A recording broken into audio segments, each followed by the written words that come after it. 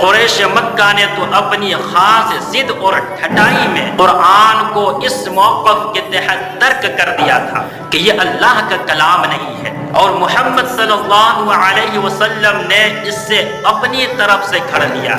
लेकिन आज अगर कोई शख्स कहे कि मैं कुरान पर ईमान रखता हूँ और उससे अल्लाह का कलाम मानता हूँ, मगर अमली तौर पर उसका रवैया ऐसा हो कि वह कुरान को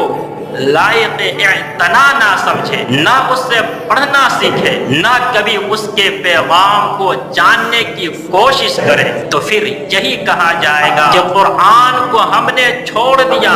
सुन्नत से भी रिश्ता तोड़ लिया, असलाफ से निस्बत हमको नहीं,